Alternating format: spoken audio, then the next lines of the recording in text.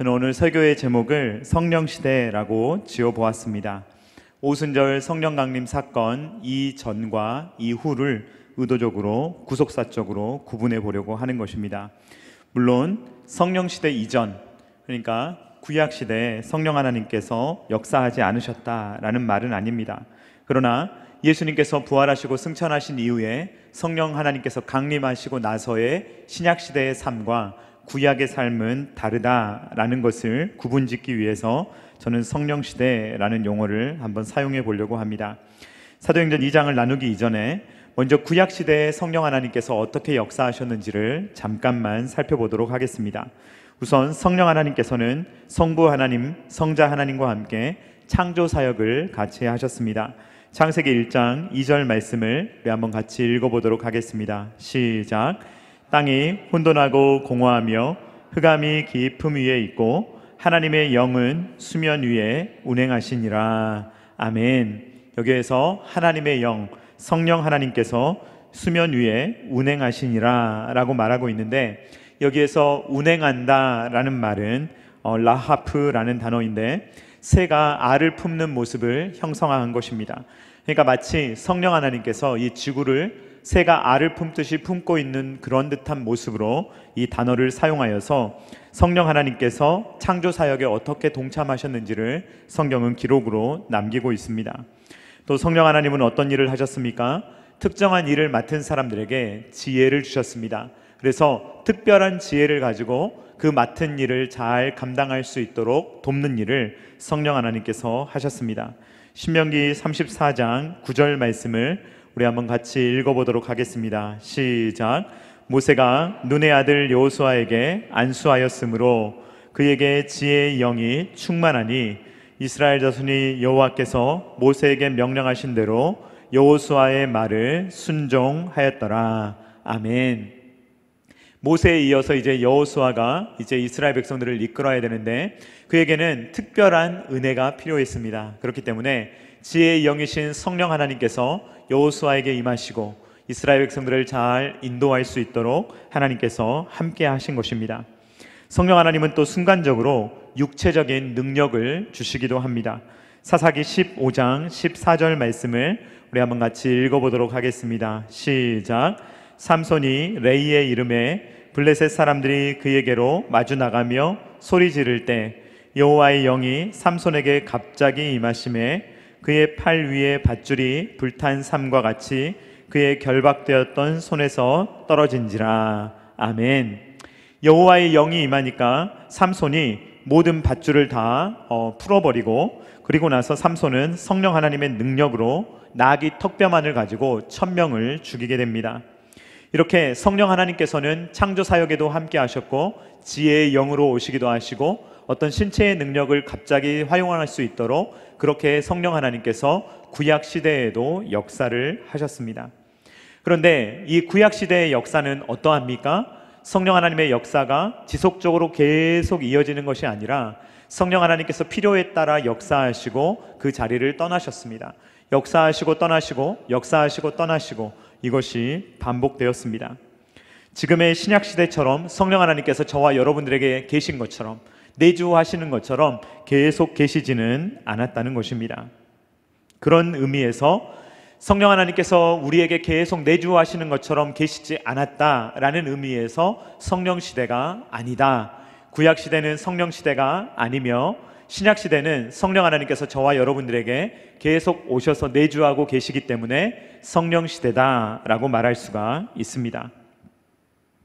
구약 성경은 계속해서 새로운 시대가 올 것이다 라는 것을 미리 이야기했는데 그 새로운 시대가 무엇이냐? 바로 성령 시대였습니다.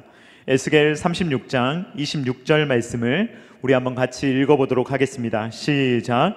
또 새 영을 너희 속에 두어 새 마음을 너희에게 주되 너희 육신에서 굳은 마음을 제거하고 부드러운 마음을 줄 것이며. 아멘. 어떤 날이 올 것인데 새 영을 우리의 마음속에 주고 그 영의 작용이 새 마음을 우리에게 주며 부드러운 마음을 줄 것이다. 이 성령 시대에 어떠한 일이 일어날 것인가 라는 것을 에스겔 선지자는 이야기를 하고 있습니다. 요엘 선지자도 이 이야기를 했는데요, 이 말씀을 베드로 사도가 사도행전 2장에서 인용하고 있는 것을 우리는 잘 알고 있습니다. 요엘 2장 28절 말씀도 같이 읽어보도록 하겠습니다. 시작. 그 후에 내가 내 영을 만민에게 부어주리니 너희 자녀들이 장래 일을 말할 것이며 너희 늙은이는 꿈을 꾸며 너희 젊은이는 이상을 볼 것이며. 아멘. 내 영을 만민에게 부어주리니, 그러니까 차별이 없이 남녀노소 할 거 없이 하나님의 성령이 우리 안에 각자에게 임할 것이다 라는 것을 이미 요엘 시대에 요엘은 예언을 하고 있는 것입니다. 이처럼 구약시대의 계속해서 이러한 이야기를 하는데요, 이 구약시대를 장식하고 있는 맨 마지막 인물이라고 할 수 있는, 그러니까 신약 성경에 등장하지만 구약시대를 마무리 짓는 인물이 있는데 그 인물이 바로 세례 요한입니다. 이 세례 요한은 마지막으로 구약시대를 마무리하고 예수님께서 오시는 길을 예비하는 그러한 상징적인 인물인데, 이 세례 요한도 성령 시대를 내다보며 이렇게 이야기했습니다. 누가복음 3장 16절 말씀 우리 한번 같이 읽도록 하겠습니다. 시작. 요한이 모든 사람에게 대답하여 이르되 나는 물로 너희에게 세례를 베풀거니와 나보다 능력이 많으신 이가 오시나니 나는 그의 신발끈을 풀기도 감당하지 못하겠노라. 그는 성령과 불로 너희에게 세례를 베푸실 것이요. 아멘.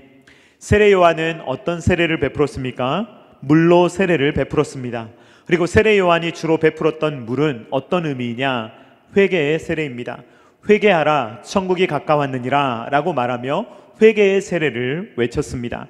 그런데 이제 세례 요한은 이제 예수님께서 오실 터인데, 예수님은 물로 세례를 주시는 분이 아니라 이제는 성령과 불로 세례를 주시는 분이다 라고 이야기를 하고 있습니다. 여러분, 이 세례 요한의 이야기에서 매우 중요한 포인트가 하나 들어있습니다. 어떤 포인트냐? 그는 성령과 불로 너희에게 세례를 베푸실 것이요 라는 포인트인데, 여러분, 우리는 성령 세례라고 생각을 하면 누가 주시는 세례라고 자꾸 생각합니까? 성령이 주시는 세례라고 생각을 하는데 그 생각이 잘못된 생각입니다. 물론 성령은 하나님이십니다. 얼마든지 주십니다. 그런데 구속사적으로 어떻게 연결이 되어 왔느냐? 성령 세례는 누가 주시는 거냐면 예수님이 주시는 것입니다. 그러니까 성령 세례는 성령 하나님이 베푸시는 세례를 말하는 것이 아니라 예수님께서 성령으로 베푸시는 세례를 말하는 것입니다. 그러니까 세례 요한이 그는 성령과 불로 너희에게 세례를 베푸실 것이요. 그러니까 성령 세례를 베푸시는 주체가 누구입니까? 누구죠? 예수님이에요. 예수님께서 성령으로 세례를 베푸시는 것입니다. 그러니까 성령 세례는 성령 하나님께서 주시는 세례가 아니라 예수님께서 성령으로 베푸시는 세례가 바로 성령 세례입니다. 그러니까 제가 왜 이걸 강조하고 있냐면, 성령 하나님은 단독적으로 사역하는 분이 아니십니다. 삼위일체 하나님은 따로따로 역사하시지 않습니다. 성령 하나님의 역사는 하나로 잘 연결되어 있어서 잘 구분이 때로는 되지 않을 정도로, 이게 예수님의 일인지 성령님의 일인지 구분이 잘 안 될 정도로 밀접하게 연관되어 있는데, 그것은 삼위일체 하나님이 함께 이 사역을 하시기 때문에 그렇습니다. 예수님께서 하시는 사역이 성령 사역으로 이어집니다.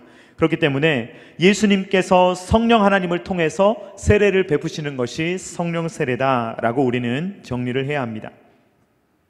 성령 세례는 성령 하나님이 갑자기 주시는 것이 아닙니다. 누구의 사역과 긴밀하게 연결되어 있습니까? 예수님의 사역과 매우 긴밀하게 연결되어 있습니다. 자, 우리가 위에서 살펴보았듯이 성령 하나님을 보내주시는 분은 누구이십니까? 예수님이십니다. 성령 하나님을 예수님께서 보내주시고 성령 세례를 예수님이 주십니다. 성령님을 보내주시는 분은 또 성부 하나님이다 라고 성경은 기록하고 있습니다. 누가복음 11장 13절 말씀을 우리 한번 같이 읽어보도록 하겠습니다. 시작. 너희가 악할지라도 좋은 것을 자식에게 줄 알거든 하물며 너희 하늘 아버지께서 구하는 자에게 성령을 주시지 않겠느냐 하시니라. 아멘. 자, 정리하면 성령 하나님을 보내주시는 분은 누구이십니까? 바로 읽었던 말씀에서는 아버지, 성부 하나님이 성령을 주시지 않겠느냐라고 이야기했고, 그 위에서 세례 요한이 했던 이야기는 예수님이 성령 하나님을 보내주시죠. 그러니까 성령 하나님을 보내주시는 분은 정리하면 누구입니까? 성부 하나님과 성자 예수님이 성령 하나님을 보내주신다라고 정리할 수가 있습니다. 성령 하나님은 이 땅에 오셨는데 우발적으로 갑자기 오신 것이 아니라 약속의 결과로 오셨습니다. 하나님은 미리 예수님의 오실 것을 약속하셨고 성령님이 오실 것을 약속하셨습니다. 그것이 바로 구약 성경의 언약으로 기록되어 있습니다. 그것이 이루어졌다라는 것이 신약의 성경입니다. 철저한 약속에 의한 것입니다. 사도행전 1장 4절 말씀 우리 한번 같이 읽어보도록 하겠습니다. 시작. 사도와 함께 모이사 그들에게 분부하여 이르시되 예루살렘을 떠나지 말고 내게서 들은 바 아버지께서 약속하신 것을 기다리라. 아멘. 부활하신 예수님께서 아버지께서 약속하신 것을 기다리라 라고 사도행전 1장 4절에서 말씀하셨는데 이 약속하신 것이 무엇인지가 5절에 등장합니다. 5절 말씀 같이 읽도록 하겠습니다. 시작. 요한은 물로 세례를 베풀었으나 너희는 몇 날이 못되어 성령으로 세례를 받으리라 하셨느니라. 아멘. 아버지께서 약속하신 것이 무엇입니까? 성령으로 세례 받을 것, 이것을 약속하셨습니다. 너희는 몇 날이 못되어 성령으로 세례를 받을 것이다 라는 것을 미리 약속하셨습니다. 그리고 나서 아버지의 약속을 기다리라 라고 예수님께서 말씀을 하신 것입니다. 이 아버지께서 약속하신 것이 바로 성령 세례입니다. 예수님은 이전에 제자들에게 성령 하나님에 대해서 집중적으로 가르치신 적이 있는데 바로 다락방 강화에서 그렇게 하셨습니다. 요한복음 14장부터 16장 말씀을 보시면 성령 하나님은 누구신가, 그리고 성령 하나님은 어떠한 일을 하시는가 라는 것을 예수님께서 자세히 가르치시는데, 요약하면 보혜사는 누구이십니까? 요한복음의 말씀에 따르면 보혜사는 성령 하나님이 아니라 예수님이십니다. 예수님이 보혜사이시고 또 다른 보혜사, 그분이 바로 성령님입니다. 예수님이 보혜사이시고 또 다른 보혜사인 성령 하나님을 보내주시겠다라고 약속을 하십니다. 이 보혜사는 돕는 분, 헬퍼를 의미하거든요. 그러니까 예수님이 돕는 자가 되시고 또 다른 돕는 자인 성령 하나님을 너희에게 보내주겠다라고 예수님께서 말씀하시는 것입니다. 그러면 약속하신 것을 기다리라 라고 말씀하시고, 그리고 나서 이것이 성령 세례다 라고 알려주시는 이 사도행전의 말씀을 하시는 예수님, 누가복음 24장의 예수님과 사도행전 1장의 예수님은 어떤 예수님이십니까? 이 예수님은 이 성육신 하셨지만 죽으시고 부활하신, 그러니까 모든 죽음을 다 이기신 부활하신 예수님이십니다. 그러니까 부활하신 예수님께서 이 모든 것들을 말씀하고 계신다는 의미입니다. 예수님이 부활하셨다라는 말의 의미는 예수님이 죽으셨다는 말입니다. 그러니까 예수님의 죽음이 이미 끝났기 때문에 예수님이 부활하셨다는 말이 되는 것입니다. 그러니까 부활하신 예수님, 십자가의 모든 고난을 다 끝내시고 영광스럽게 부활하신 예수님이 아버지께서 약속하신 것을 기다리라 라고 말씀하셨다는 거예요. 그러니까 이 말은 완전히 성취하신 예수님이 지금 하시는 말씀입니다. 그러면 여러분, 이 예수님께서 성령 세례를 말씀하기 전에 이전에 어떤 일이 있을 것임을 말씀을 하실까요? 사도행전 1장 3절 말씀을 보면 지금 거꾸로 가고 있습니다. 3절 말씀을 먼저 보도록 하겠습니다. 시작. 그가 고난받으신 후에 또한 그들에게 확실한 많은 증거로 친히 살아계심을 나타내사 40일 동안 그들에게 보이시며 하나님 나라의 일을 말씀하시니라. 아멘. 그러니까 고난받으시고 모든 것들을 다 이기신 예수님, 부활하신 예수님께서 40일 동안 제자들을 가르치시면서 말씀하시는 것이 무엇이냐? 이제 아버지께서 약속하신 것이 너희에게 부어질 건데 그것이 바로 성령 세례다라는 것을 말씀을 하시는 것입니다. 이 일은 이제 예수님께서 승천하시고 10일 후에 일어나게 됩니다. 40일 동안 부활하신 예수님께서 하나님 나라의 일을 가르치시고 그 다음에 성령 세례에 대해서 가르치셨는데, 승천하시고 10일 후에 오순절 사건이 있게 됩니다. 이때 이제 성령님이 오시고 성령 시대가 그때로부터 진행되어서 우리가 지금 살고 있는 시대까지, 지금 신약 시대는 쭉 성령 시대를 우리는 살아가고 있는 것입니다. 제가 계속해서 여러분들에게 강조하는 것이 있는데 그것은 바로 구속사의 역사성입니다. 이 구속사역은 역사성이 있다는 것입니다.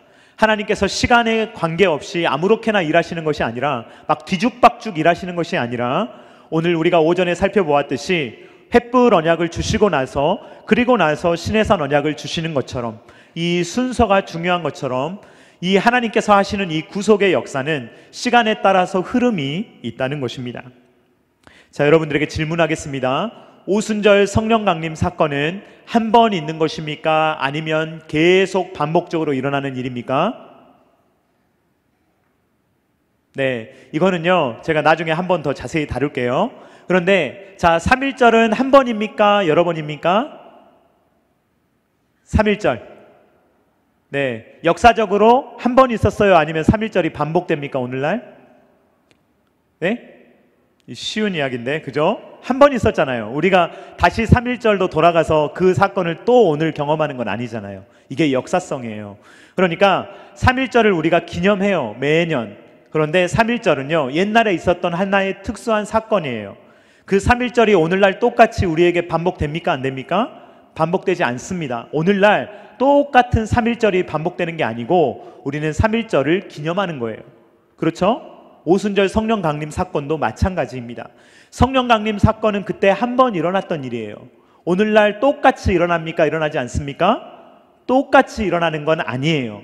그러니까 성령님은 그때 임하시고 성령 시대가 열렸어요. 그렇죠? 그 뒤로 우리는 성령 시대를 쭉 살아요. 그런데 그때 일어났던 오순절 다락방에 그 마가의 다락방에 임하셨던 성령 하나님이 임하셨던 똑같은 방식의 역사적 사건이 오늘날 똑같이 일어나는 것은 아니라는 거예요. 그 효과는 계속돼요. 그 성령 시대라는 효과는 계속 지속이 됩니다. 그런데 그때 당시에 한 번 있었던 사건은 반복되지 않는다는 거예요.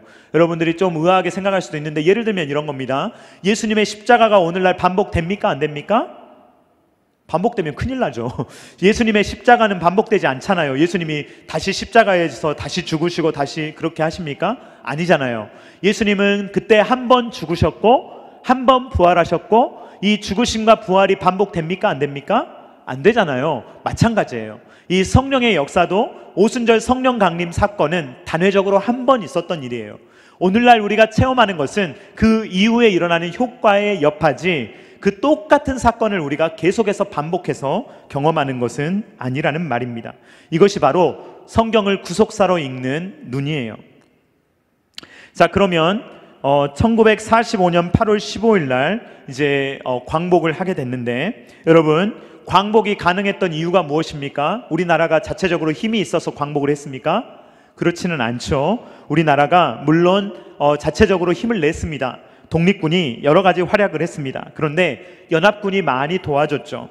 자, 그래서 오늘날 2023년에 우리가 오늘 평화를 누릴 수가 있는 것입니다. 또 역사적으로 이걸 달리 해석하는 분이 있을지도 모르겠습니다만 오늘날 우리가 누리는 평화는요 분명히 누군가가 도와줬기 때문에 지금 여기에 오늘 우리가 올 수가 있었던 거예요. 마찬가지로 우리가 생각해 봅시다. 우리가 죄와 사망의 권세에서 벗어날 수 있었던 이유가 무엇입니까? 누구 때문입니까? 예수님 때문이죠. 맞습니다. 예수님의 십자가와 부활 때문에 우리가 죄를 다 사함받고 그리고 성령 시대를 누릴 수 있게 된 것입니다. 그러니까 예수님의 죽으심과 부활이 원인이에요. 결과가 뭐예요? 성령 시대예요. 예수님의 죽으심과 부활이 있었기 때문에 누가 오실 수 있었어요? 성령 하나님이 오실 수 있었다는 것입니다. 그러니까 새로운 시대를 여신 분은 누구예요? 예수님이에요. 예수님이 새로운 시대를 여셔서 모든 죄를 사하해 주시고 의로움을 우리에게 주셨기 때문에, 그렇기 때문에 오실 수 있는 분이 누구셨냐면 성령 하나님이에요. 예수님이 사람이 되셨고 죽으시고 부활하셨고 이 모든 일들을 역사적으로 이루셨기 때문에 이 일들이 다 조건이 되어서 이제는 성령님이 오셔서 사역할 수 있는 시대가 되었다라는 것입니다. 그러니까 예수님의 사역이 없었다면 성령 사역이 있습니까? 없습니까? 없습니다. 예수님의 사역이 없었다면 오늘날 성령 사역이 없어요. 예수님이 오셨고 예수님이 다 이루셨기 때문에 성령 시대가 열린 것입니다. 그러니까 성령 시대는요 열매예요. 예수님의 사역의 열매가 바로 성령의 사역입니다. 베드로도요, 이걸 너무 잘 알고 있었어요. 그래서 베드로가 오늘 설교를 하는데 이러한 구속사적인 시각이 베드로의 설교에 잘 녹아져 있습니다. 베드로는 승천하신 예수님께서 성령 하나님을 부어주신다라고 말하고 있는데, 사도행전 2장 33절 말씀 우리 한번 같이 읽어보도록 하겠습니다. 시작. 하나님이 오른손으로 예수를 높이심에 그가 약속하신 성령을 아버지께 받아서 너희가 보고 듣는 이것을 부어 주셨느니라. 아멘. 자, 처음에 등장하는 하나님은 누구실까요? 처음에 등장하는 하나님이 여기는 누구실까요? 네? 성부 하나님이겠죠? 그렇죠? 지금 성부 하나님이 오른손으로 누구를 높이세요? 예수님. 어떤 예수님? 이제는 십자가에서 죽으시고 이제는 부활하신 예수님을 승천시키셨다는 말이에요. 그러니까 성부 하나님이 오른손으로 성자 예수님을 높이셨어요. 그러니까 여기에서 그가 누구겠어요? 그가 약속하신 그가 누구겠어요? 예수님이겠죠. 예수님께서 아버지로부터 성령 하나님을 받아서, 그쵸? 이 성령 하나님을 지금 오순절 성령 강림 사건 때 부어주셨다라고 베드로가 설교하고 있는 거예요. 그러니까 예수님께서 이 모든 일들을 이루셨기 때문에 성부 하나님께 받으신 거예요. 성령을 선물로. 그래서 이제는 예수님이 그 구속자의 자격을 가지고 저희들에게 성령 하나님을 받아서 부어주시는 겁니다. 그렇기 때문에 오늘날 우리에게 성령 시대가 가능한 것입니다. 자, 그러면 여러분, 승천하시기 전에 예수님은 뭘 하셔야 되죠? 부활하셔야 되죠. 그러니까 베드로가요, 이제 부활 사건을 이야기해요. 그러니까 그 전에 제가 지금 거꾸로 가고 있습니다. 부활 사건을 이야기합니다. 그래서 베드로는 승천을 말하기 전에 부활을 이야기해요. 사도행전 2장 32절 말씀 우리 한번 같이 읽어보도록 하겠습니다. 시작. 이 예수를 하나님이 살리신지라 우리가 다 이 일의 증인이로다. 아멘. 승천하신 예수님께서 성령 하나님을 받아 부어주실 수 있는 이유는 예수님이 부활하셨기 때문이에요. 성부 하나님이 죄 없는 예수님, 죄가 없으신 예수님을 부활하신 이유는 이것이 칭의 사건이거든요. 부활이 예수님께서 죄가 없으심을 성부 하나님께서 인정해 주신 사건이에요.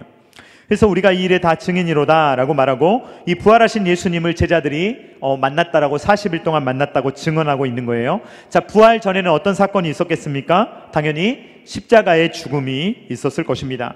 사도행전 2장 23절 말씀 같이 읽도록 하겠습니다. 시작. 그가 하나님께서 정하신 뜻과 미리 아신 대로 내준 바 되었거늘 너희가 법 없는 자들의 손을 빌려 못 박아 죽였으나. 그러니까 십자가에서 죽으신 사건을 이야기하고 있는 거예요. 그러니까 지금 사도행전 2장에서 베드로가 설명하려고 하는 것은요, 성령을 설명하려고 하는 거예요. 지금 성령 하나님께서 이 땅에 오셔서 지금 너희들이 보고 듣는 이 놀라운 사건이 일어났다라는 걸 설명하려고 하는 거예요. 그런데 이 사건을 설명하기 위해서 베드로가 누구의 이야기를 하고 있습니까? 예수님의 이야기를 하고 있는 거예요. 그러니까 단지 성령 하나님은 이런 분이야 라고 성령 하나님만 똑 떼어서 성령 하나님의 사역에 대해서 말을 하는 것이 아니라, 이 지금 놀라운 이 역사를 설명하기 위해서 베드로는요, 어떤 부분을 왕창 설명하고 있느냐, 예수님께서 성육신하시고 죽으시고 부활하시고 승천하셔서 예수님께서 부어주시기 때문에 성령 하나님이 지금 이 땅에 올 수 있는 것이고, 너희가 보고 듣는 이것은 바로 예수님 때문에 일어난 일이다 라는 것을 베드로가 강조하고 있는 것입니다. 베드로가 이렇게 구약으로부터 시작하여서 어떻게 성령 하나님이 이 땅에 임하셨고 성령 시대가 열렸는가 라는 것을 구석사적으로 설교했어요. 그러니까 성령 하나님께서 각 사람의 마음에 이제는 막 작용을 하세요. 작용을 하셔가지고 설교를 듣고 있는 사람들의 마음이 막 깨달음이 일어나고요, 하나님을 알게 되니까 마음속에 어떤 일이 일어납니까? 막 찔리는 거예요. 사람들의 마음이 막 찔리는 거예요. 사람이 설명할 수 없는 찔림이 성령 하나님께서 그 마음을 막 조명하시고 열어주시니까요, 막 마음이 난리가 나는 거예요. 여러분, 그런 경험을 저는 가끔 합니다. 이렇게 불이 좀 어둡고요, 캄캄하면요 별로 더럽게 안 보여요. 근데 어떤 날 정말 해가 쫙 들어올 때가 있어요. 그러면요 갑자기 숨쉬기 싫을 때가 있어요. 막 공기가 이렇게 더럽구나 이런 생각이 들 때가 있어요. 먼지가 얼마나 많이 보이는지요. 성령 하나님이 우리 가운데 역사하시면요, 조명해 주시는데 밝히 보여주시거든요. 그러면 우리의 마음에 막 찔림이 일어나요. 이건 예수 믿는 사람들에게도 동일하게, 오히려 더 심하게 일어납니다. 예수님을 알면 알수록, 하나님의 그 빛에, 거룩한 빛에 가면 갈수록 우리가 더 우리의 마음 가운데 찔림을 느끼게 되는 것입니다. 베드로는요, 얼마나 담대하게 말씀을 증거하는지, 이 성령 하나님께서 이제 막 역사하시는데 베드로가 설교를 하니까요, 이제 사람들이 마음에 찔림이 있는데 그 찔리는 사람들에게 대놓고 뭐라고 말하느냐, 너희들이 예수님을 십자가에 죽인 장본인들이다 라고 말하고 있습니다. 사도행전 2장 36절 말씀 우리 한번 같이 읽도록 하겠습니다. 시작. 그런즉 이스라엘 온 집은 확실히 알지니 너희가 십자가에 못 박은 이 예수를 하나님이 주와 그리스도가 되게 하셨느니라 하니라. 아멘. 이때 당시에 수많은 사람들은 예수님이 주님이라고 고백하지 않았어요. 예수님이 그리스도라고 고백하지 않았습니다. 오늘날도 유대인들은 예수님이 그리스도요 메시아라고 믿지 않습니다. 그런데 베드로는요, 담대하게 이 예수 그리스도, 너희가 십자가에 못 박아 죽인 그 예수 그리스도가 주와 그리스도다라고 이야기를 합니다. 베드로가 막 이렇게 찔리는 설교를 하니까 사람들의 마음이 얼마나 힘들겠어요? 얼마나 듣기 싫겠습니까? 얼마 전에 이제 저희가 코로나 때문에 이 앞을 막아놨었잖아요. 그래서 이게 없어지니까 저는 얼마나 시원한지 몰라요. 여러분들을 이렇게 보면서 좀 편하게 보면서 설교할 수 있어서 너무 좋습니다. 근데 이게 막혀 있으면요, 상당히 답답해요. 그런데 미국에 있는 어떤 교회는요, 여기에 방탄 유리가 있습니다.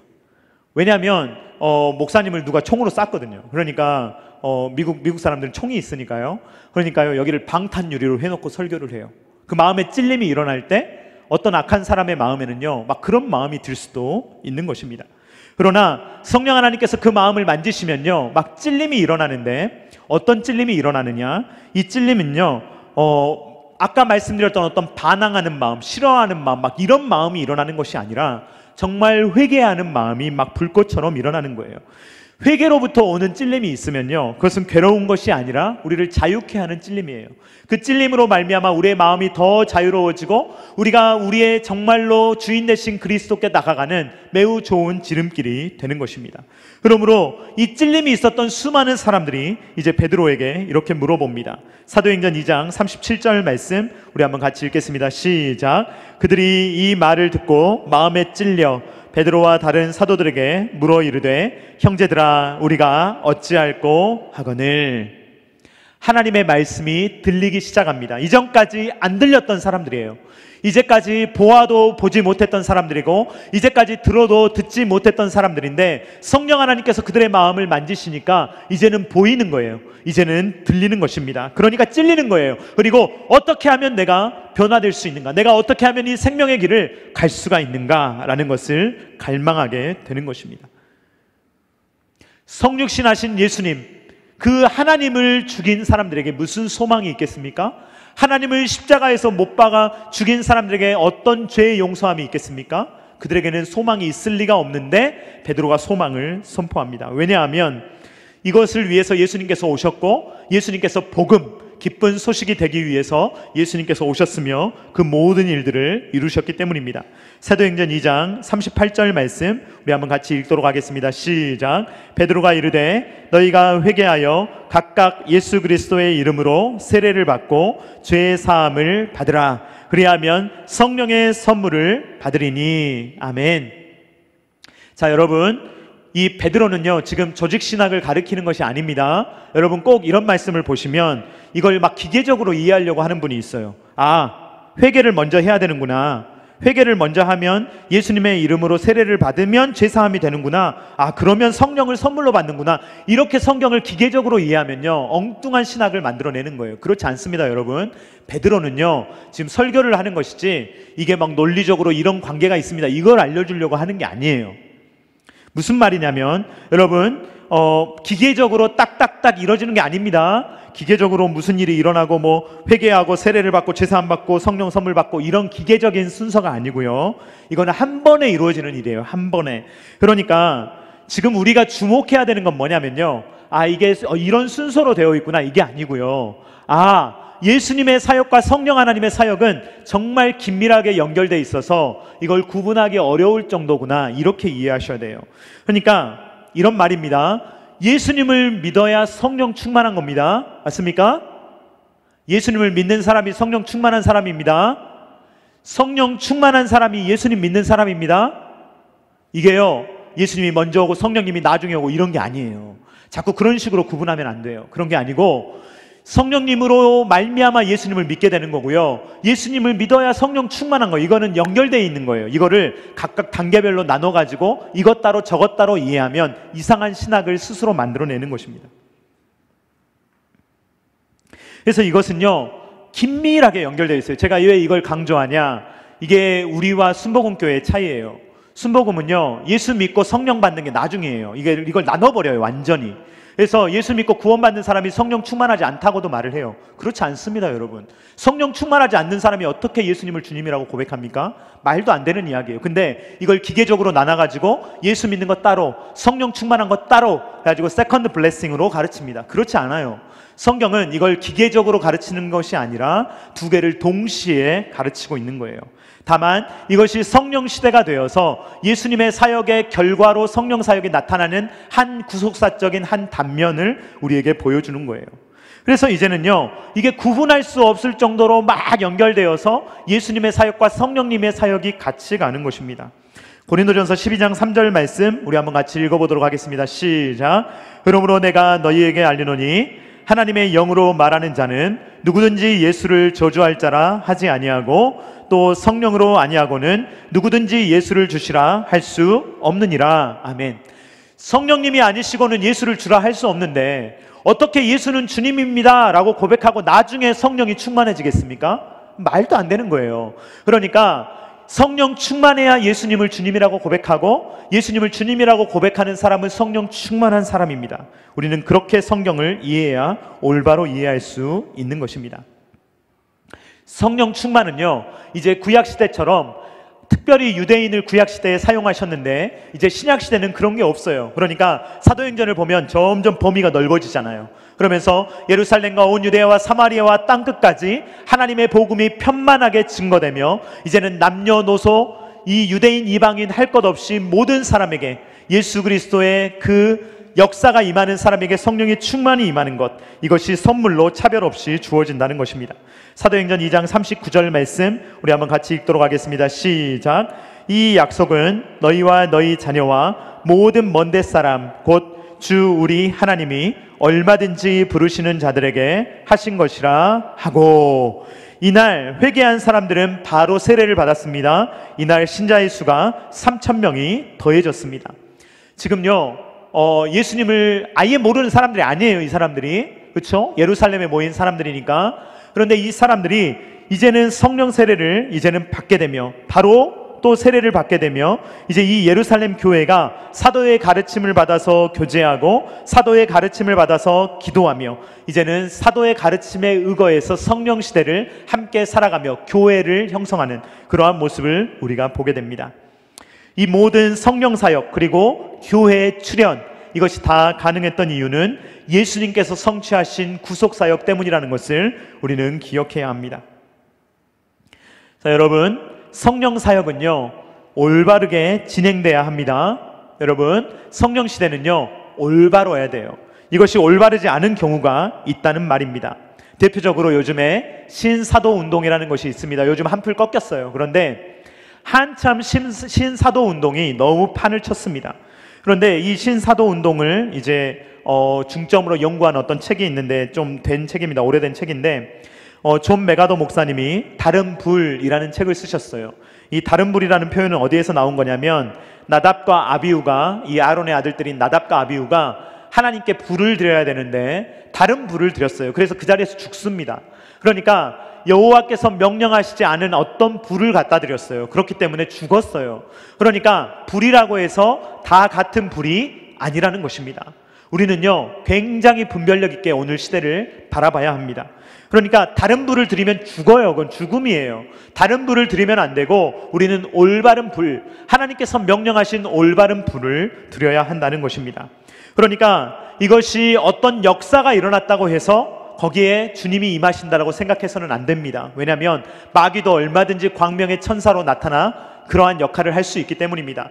마귀도 얼마든지 기적을 일으킵니다. 그러므로 여기에 기적이 일어났다라고 해서 찾아가면 안 됩니다, 여러분. 그것이 정말 성령 하나님의 역사인지 마귀의 역사인지 우리는 그것을 잘 분별해야 하는 것입니다. 성령 하나님은 어떤 일을 하십니까? 여러분, 성령 하나님은 누구신가? 한번 따라해 보겠습니다. 진리의 영. 다시 한번 해보겠습니다. 진리의 영. 성령 하나님은 진리의 영입니다. 그런데 예수님이 내가 곧 길이요 진리요 생명이니, 그렇죠? 요한복음에 보면. 그런데 성령 하나님이 진리의 영이라고 하셨잖아요. 그러니까 사도행전에는 예수의 영이라는 말이 있는데 진리의 영이라는 말도 마찬가지예요. 성령 하나님은 무슨 영입니까? 진리의 영. 다시 따라하겠습니다. 예수의 영. 그러니까 성령 하나님은 진리의 영이신데 바로 진리이신 예수 그리스도의 영이에요. 이것은 성령 하나님이 예수님보다 열등하다는 말이 아닙니다. 성부, 성자, 성령 하나님은요 동등하신 하나님이에요. 그런데 하시는 일이 약간 달라요. 역할이 달라요. 근데 성령 하나님은 어떤 일을 하시느냐? 독자적인 성령 하나님의 일을 하시는 것이 아니라 예수님의 사역을 바톤으로 이어받아서 뛰시는 거예요. 그러니까 우리가 이어달리기 할 때 이어달리기 하잖아요. 그러면 우리가 뒷사람이 오지도 않았는데 그냥 혼자 뛰어가지 않잖아요. 기다리고 있다가 반드시 뭘 받아야 돼요? 뒤에서 뛰어온 사람의 바톤을 이어받아서 뛰어야 인정이 되는 겁니다. 성령 하나님이 하시는 일은 뭐냐면요, 예수님께서 하신 일의 바톤을 이어받아서 성령 하나님이 하시는 거예요. 그러니까 성령 하나님이 하시는 일은요 예수님과 연관되지 않은 일은 하지 않으세요. 자, 요한복음 16장 13절 말씀 우리 한번 같이 읽도록 하겠습니다. 시작. 그러나 진리의 성령이 오시면 그가 너희를 모든 진리 가운데로 인도하시리니 그가 스스로 말하지 않고 오직 들은 것을 말하며 장래 일을 너희에게 알리시리라. 아멘. 성령 하나님이 독자적으로 사역을 할 수 없는 분이냐? 아니요, 하실 수 있죠. 성령님은 하나님이세요. 그러니까 하시고자 하시는 사역을 마음껏 하실 수 있어요. 그런데 그렇게 하지 않으신다는 거예요. 성령 하나님은 스스로 말씀하시지 않고 오직 들은 것만 바톤을 이어받아서 예수님의 사역을 이어서 하시는 것이 성령 하나님의 사역입니다. 그래서 올바른 성령 사역이냐 잘못된 성령 사역이냐를 분별하려면 두 가지를 보시면 됩니다. 하나는 무엇이냐? 말씀 사역을 하는지를 보면 되는데 그 말씀이 예수님을 드러내느냐를 보면 돼요. 말씀은 많이 전하는데 설교자가 높아지거나 아니면 내가 이런 경험까지 해봤다 막 사람들한테 자랑하면서 나는 너희들이 경험해보지 못한 뭐 이상을 보았고 나는 너희들이 경험해보지 못한 어떤 일을 경험해왔다 이러면요 듣지 않으셔도 됩니다. 설교자는 뭘 해야 되냐면요 예수님을 높여야 돼요. 자기를 높이는 사람은 설교자가 아닙니다. 나를 높이는 것이 아니고 설교가 끝나면 예수님이 드러나야 돼요. 예수님이 높아져야 돼요. 그러면요 이 말씀 사역을 통하여 예수님이 높아졌다라고 하면 올바른 사역을 하시는 분입니다. 우리 열매를 보시면 돼요. 그 사역이 어떤 열매를 맺어내느냐, 그 열매가 정말로 이 성령의 열매 있잖아요. 그렇죠? 사랑과 희락과 화평과 이런 식의 열매를 맺어낸다면 그것은 올바른 성령 사역입니다. 그런데 그 사역자가 가는 곳마다 사람을 막 분별하고 사람을 나눠버리고 정죄하고 그리고 막 그 보통 그런 사역을 하시는 분들이 무슨 이야기를 많이 하냐면요 다른 교회에 대해서 좋게 이야기를 안 해요. 이단과 그런 사역을 하는 분들의 공통점입니다. 뭐 일반 목사님들은 다 가짜고 일반 교회들은 다 가짜고 나만 진짜다라고 말씀하시는 분은 틀림없이 잘못된 분입니다. 그런 분들의 이야기는 듣지 마십시오. 매우 교만한 분이고 하나님을 모르는 분이에요. 그러니까 그런 교만한 이야기를 마음껏 할 수 있는 겁니다. 자기의 연약함을 드러내지 않고 자기를 교만하게 말하며 모든 목사들은 모르는데 나만 안다. 이거 가짜죠. 명백한 가짜입니다. 그러므로 이 성령 사역을 올바로 하시는 분은 누구이냐? 말씀으로 예수님을 드러내시는 분, 그리고 이 성령의 열매를 올바로 드러내시는 분, 이런 건 진짜예요. 그래서 성령의 열매가 올바로 드러내느냐, 그것을 우리가 잘 보아야 합니다. 만약에 예수님이 드러나지 않는다, 성령의 열매가 보여지지 않는다, 만약에 혼란스럽고 분열이 일어난다, 그렇다면 그것은 다 가짜입니다. 저는 오늘 구속사가 어떻게 진행되어 왔는지를 제가 오순절 성령 강림 역사의 근거에서 설명을 드렸습니다. 성령 하나님은 신약시대만 역사하신 것은 아니에요. 구약시대 때부터 역사에 오셨습니다. 그런데 예수님을 통해서 본격적인 성령의 시대가 열린 것은 오순절 성령 강림 사건 이후라는 거예요. 그런데 이 오순절 성령 강림이 가능했던 이유는 바로 예수님의 사역 때문입니다. 그러니까 예수님의 성육신, 예수님께서 십자가에 죽으신 것, 부활하신 것, 승천하신 것 때문에 성령 시대가 열린 것입니다. 그러므로 우리가 오늘날 성령 충만할 수 있는 이유는 누구 때문이에요? 예수님 때문인 줄로 믿습니다. 예수님 때문이에요. 예수님 때문에 성령 충만할 수 있는 겁니다. 그러니까 우리가 성령 충만하다면 누구를 높여야 돼요? 예수님을 높여야 돼요. 우리가 성령 충만하다면 반드시 예수님이 드러나야 합니다. 이것이 성경이 가르치는 바예요. 만약에 성령만을 드러내며 마치 이 이적과 기사 이런 것들만 드러낸다면 이것은 분명히 잘못된 사역입니다. 성령 사역은 반드시 예수님이 드러나는 사역이어야 하는 것입니다. 성령 하나님은 어떤 일을 하시느냐? 우리로 하여금 예수님을 믿게 하십니다. 그리고 예수님과 연합되게 하십니다. 성령 하나님은 우리의 마음속에 하나님의 말씀을 깨닫게 하시고 그 말씀대로 살아갈 수 있는 힘을 주십니다. 그래서 결론으로 말씀드리면 우리가 성령 충만하다면 성령의 열매를 맺는데 이 성령의 열매는 결국 무슨 열매입니까? 예수 열매인 줄로 믿습니다. 성령 충만하면요 우리는 예수 열매를 맺어야 하는 것입니다. 진리의 영이요 예수의 영이신 성령 하나님의 온전한 역사를 따르실 수 있기를 주님의 이름으로 축원드립니다. 오늘도 하나님께서 기뻐하시는 교회의 부흥을 경험하면서 우리에게 주어진 성령 시대를 성령 충만하게 살아갈 수 있는 저와 사랑하는 성도님들 다 되실 수 있기를 주님의 이름으로 축원드립니다. 우리 다 같이 찬양하도록 하겠습니다. 성령이 오셨네. 같이 찬양합니다.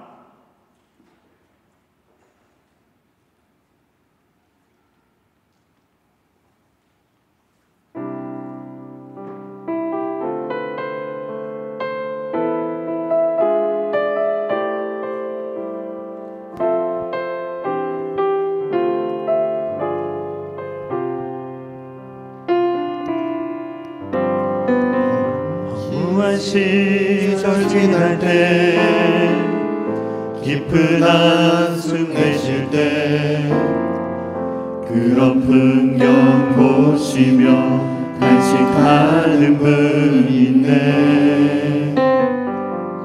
보와 같이 너희를 버려두지 않으리. 내가 너희와 영원히 함께하리라. 허무한 시절 지날 때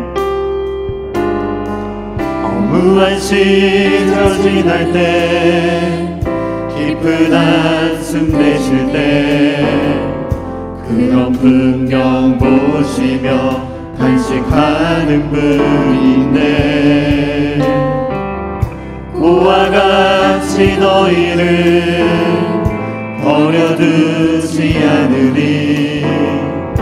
내가 너희와 영원히 함께하리라. 성령이 오셨네.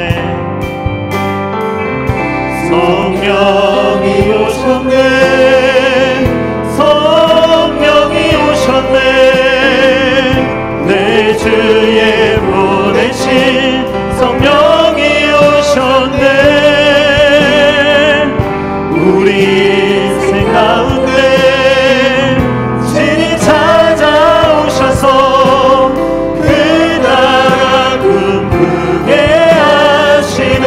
성령이 오셨네. 성령이 오셨네. 성령이 오셨네. 내 주에 보내신 성령이 오셨네. 우리 인생 가운데 진히 찾아오셔서 그 나라 꿈꾸게 하시네. 한 번 더 찬양합니다. 성령이 오셨네. 성령이 오셨네. 성령이 오셨네. 내 주에 보내신 보내신 성령이 오셨네. 우리 인생 가운데 친히 찾아오셔서 그 나라 꿈꾸게 하시네. 시간에 우리 같이 기도하기를 원합니다. 이 시간에 기도할 때 주님 성령 시대를 열어주시기 위하여 예수님께서 오시고 성령 하나님을 약속된 대로 우리에게 선물로 부어주셔서 우리가 어디에서든 아빠 아버지라 부르며 마음껏 기도하며 마음껏 찬양하며 마음껏 예배하며 지금 우리가 이 땅에서 비록 살아가고 있지만 예수님과 연합된 자로 하늘의 삶을 살아가게 해주시니 감사합니다. 이 시간에 우리가 고백하며 그 하늘의 사람으로 이 땅을 살아갈 수 있는 성령의 사람 될 수 있도록 주님 도와달라고 다 같이 주여 한번 외치고 기도하겠습니다. 주여.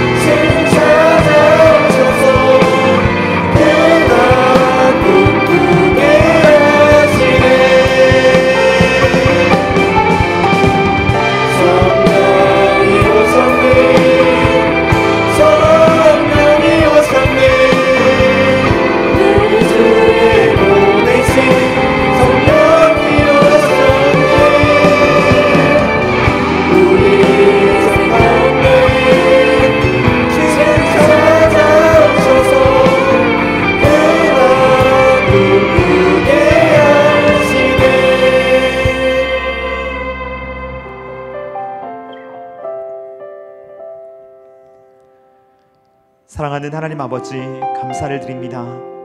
주님, 오늘도 우리가 어떻게 성령 시대를 살게 되었는지 우리가 발견하게 하시니 감사합니다. 이 모든 것이 예수 그리스도의 공로임을 고백합니다. 예수님께서 이 땅에 성육신 하시고 죽으시고 부활하시고 승천하셔서 성부 하나님께 성령 하나님을 선물로 받아 우리에게 부어주셨음을 우리가 기억할 수 있도록 도와주시고, 우리가 성령 충만하면 충만할수록 교만해지는 것이 아니라 더 겸손하여지며, 우리가 성령 충만하면 충만할수록 예수 그리스도를 높이는 놀라운 역사가 우리 가운데 일어날 수 있도록 아버지 하나님 함께하여 주시옵소서. 주님, 성령 하나님께서 우리와 함께 계심을 고백하게 하시니 감사를 드립니다. 성령 하나님, 우리에게 말씀하여 주시고 생각나게 하시고 주님의 말씀으로 올바로 분별하게 하여 주셔서 주님이 이 시대를 살아갈 때 주님, 우리가 좌로나 우로나 치우치지 아니하며 하나님의 말씀에 따라 성령 하나님의 인도하심에 따라 주님께서 가장 기뻐하시는 인생을 살아가는 우리 모두가 될 수 있도록 주님께서 은혜를 베풀어 주시옵소서.